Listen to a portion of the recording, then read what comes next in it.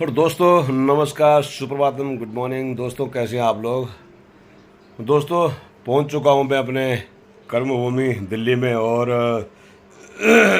जो भी है मैं गांव से पहुंचा हूं। और आज मैंने कोई बेस ब्लॉग बनाया नहीं है। कारण क्या है कि मेरे पास जो मैं एक विशेष रूप से एक बनाकर लाया हूँ गांव से जो वीडियो, और वो भी सड़क पर। उस बारे में आप लोगों की भी राय चाहूँगा और आप लोगों से भी चाहूँगा कि आप लोग इस पर अपनी अवश्य ही बातें रखें। क्योंकि मैं जो हमारी 6 किलोमीटर सड़क बनी है उस सिर्फ उस वही उसी पे मैं इस ब्लॉग को, इस विशेष ब्लॉग पर ब्लॉग को केंद्रित करूँगा।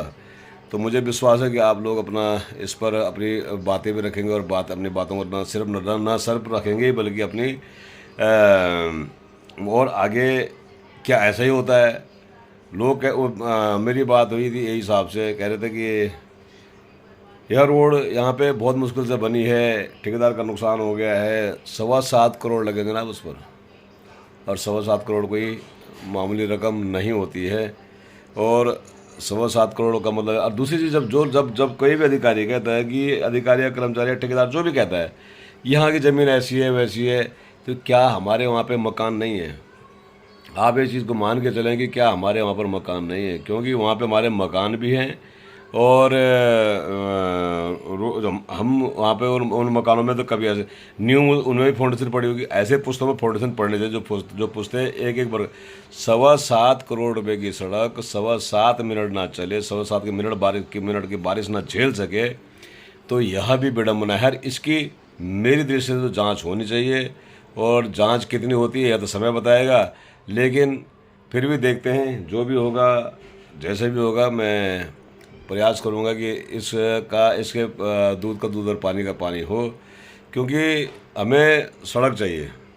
हमने पहले भी कहा था कि हमें सड़क चाहिए। 7.25 करोड़ में बने, 7.25 रुपये में बने, और प्रयास भी हुए थे। तो सब सड़कें खुली पड़ी है, सिर्फ हमारी एक सड़क बंद है। इस बारे में ज़बरदस्ती बड़ी मुश्किल से एक जेसीबी लगवाई। खैर लोगों की समस्या थी वहाँ पे, मैं मानता हूँ कि नीचे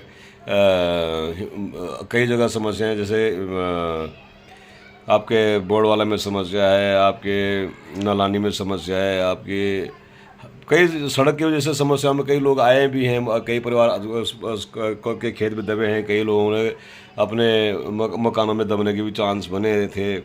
तो ऐसा नहीं है। तो वहाँ पे कुछ ठेकेदार ने काम भी करवाए, कहीं कहीं तो, और कहीं नहीं भी करवाए, कहीं सिर्फ आश्वासन दे के एक तरफ हो गए। तो इस हिसाब से देखना पड़ेगा कि आप लोग क्या कर रहे हैं क्या नहीं कर रहे हैं। तो मैं आज का ब्लॉग, आज देखिए मैंने जो ब्लॉग आज शूट कर रखा, जो मैं 3-4 दिन पहले शूट किया था, मैं स्पेशल गया था उस सड़क पर। आप देखिए कि क्या कमियाँ है क्या नहीं है, सच्चाई है या नहीं है, ये आप तय करें। मैं कौन तो तय करने वाला, क्योंकि मैं टेक्निकल नहीं जानता हूँ। मैं इतना जानता हूँ कि सड़क सही चाहिए, कैसे होगी वो वो विभाग का काम है। टेक्निकल जो लोग हैं उनका काम है, मेरा काम ये नहीं है। तो खैर देखते हैं। ये सड़क विशेष रूप से आज की सड़क नौगांव बुकनी बॉर्डर मार्ग के जो विस्तार 6 किलोमीटर की रोड है उस पर, और ऊपर के जो 15 किलोमीटर रोड है उस पर तो काम होने ही वाला है। कुछ दिन बाद बरसात तुरंत ख़त्म होते हैं, उसके लिए व्यवस्थाएं बन चुकी है। तो देखते हैं कि क्या होता है। तो मिलते हैं आगे पूरे इस ब्लॉग में, और आप भी अपनी बातें अवसर के इस ब्लॉग में के माध्यम से। दोस्तों आज प्रयास हो रहा है कि यह रोड भी जो 6 किलोमीटर जो है रोड है ये भी खुल जाए। ये हटा दूँ क्या, और रोड खुल के आगे लोगों के लिए कुछ सुचारू व्यवस्था बन सके, और इसी के लिए आज प्रयास चल रहा है। देखते हैं कि कितनी देर में रोड खुलती है। शायद आज कल तक रोड क्लियर हो जाएगी, खुल जाएगी। तो ये देखिए पूरा दलदल सा बना हुआ है इसमें, ये हाल है। ये देखिए साहब,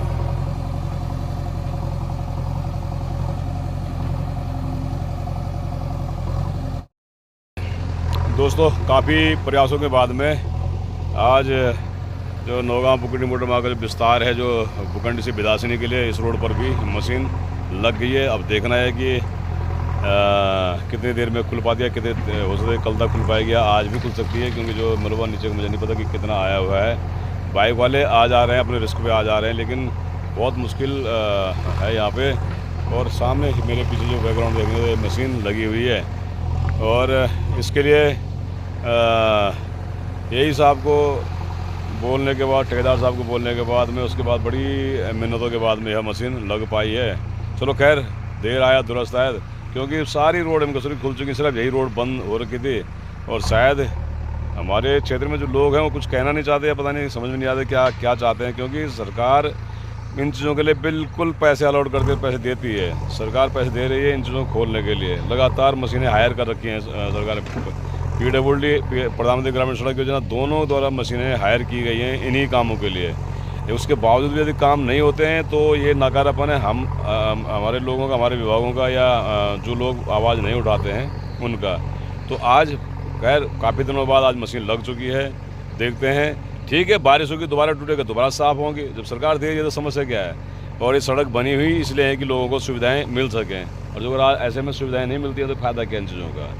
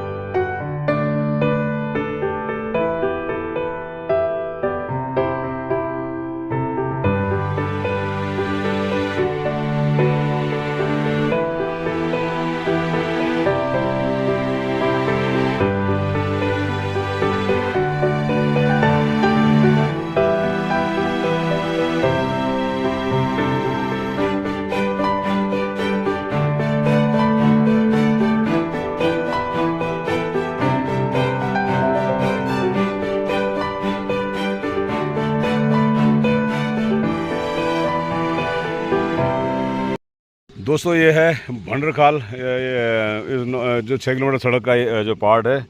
और यहाँ देखिए, ये कह रहे हैं कि कहीं पे यहाँ पे पुस्तक के लिए जगह नहीं है, ढंग की जगह नहीं है, या क्या नहीं है, भगवानी मालिक। ये देखिए, यहाँ पुस्तक के लिए प्रॉपर बेहतरीन जगह थी, लेकिन पुस्तक को लगाया क्या गया कि बिल्कुल ऊपर से ऐसा लगा गया कि बिल्कुल उसको बेस दिया ही नहीं गया ढंग से, तो पुस्तक जाता ही जाता। और बारिश भी अभी ऐसी नहीं हुई है कि सड़क टूट दी है। इधर देखिए यहाँ पे, दूसरी तरफ इधर उन्होंने पूरा, शुक्र मनाओ, ये देखिए, ये पुस्तक को भी ठीक है ये, लेकिन बिना बारिश के ही, तो बहुत कम बारिश है।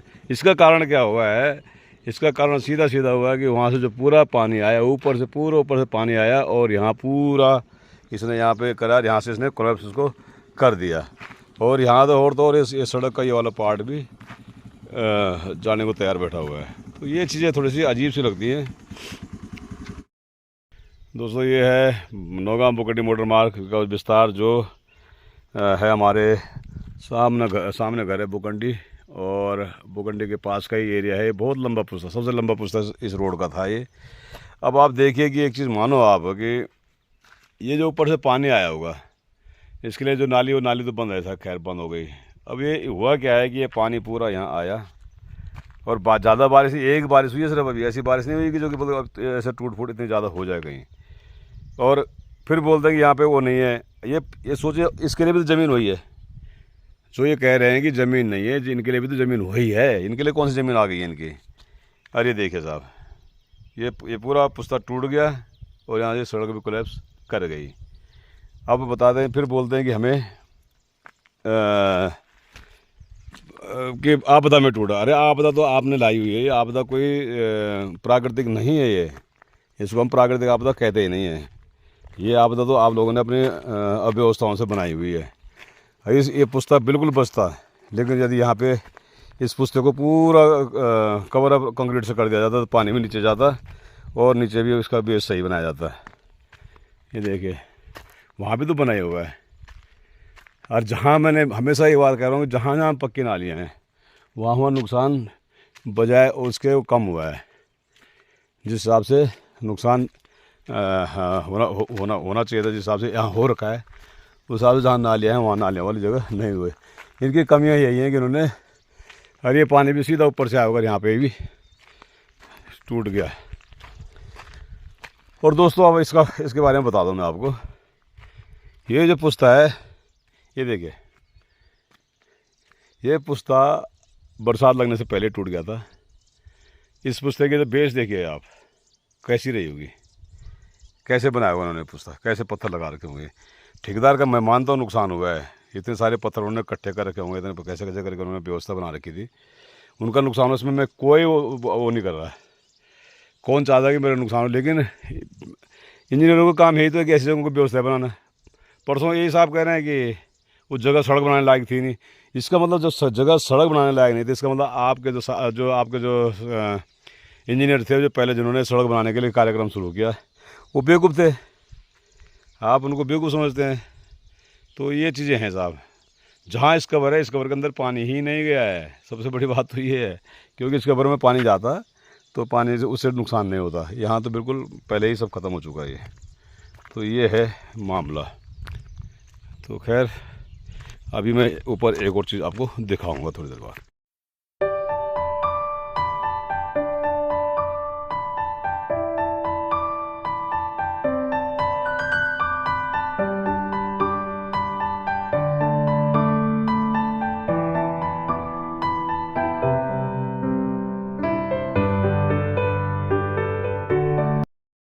चलिए साहब, अब मैं आपको एक और इसका नेगेटिव फैक्टर दिखाता हूँ। नेगेटिव फैक्टर यह है कि जो यहाँ पे बरगद के पेड़ के नीचे से इधर से भी पानी आता है, ऊपर से भी पानी आता है, और ये जाता है सीधे इसको। यहाँ कभी इस कवर कहीं एक आध इस कवर इधर भी दे दिया जाता है तो शायद ये बच जाता है। अब इन्होंने किया क्या है यहाँ पे, ये देखिए पूरी नाली यहाँ आ रही है, ऊपर से पूरा मलबा वहाँ आ रहा है, और लगभग बहुत दूर से वहाँ से पानी आ रहा है। बरगद के पेड़ के ऊपर से भी यहीं पानी यहीं आ रहा है उसका।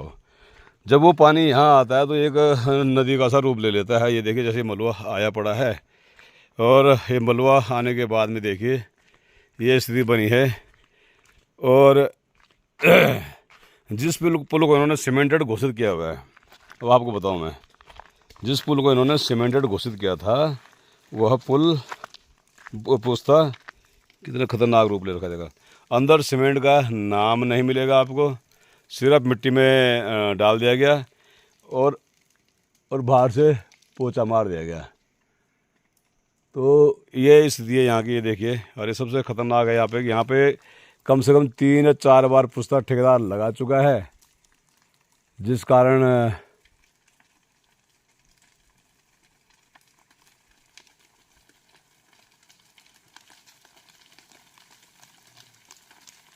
अभी देखिए कहाँ से आ रहा है।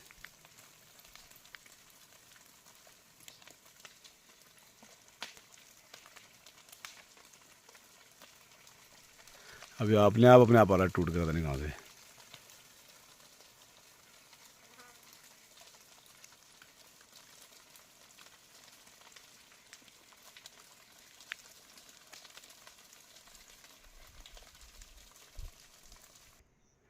ये देखिए सर, इसके अंदर से उन्होंने मिट्टी भरी हुई है।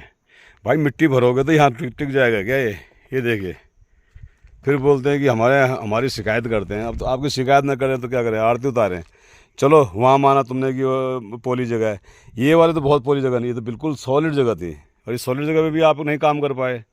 इसका मतलब फेल कौन है? मैं तो इंजीनियर को फेल मानता हूँ इस चीज़ के मामले। सारा मिट्टी भर के यहाँ पे मिट्टी से भर के इन्होंने पुश्ते डाल रखे हैं।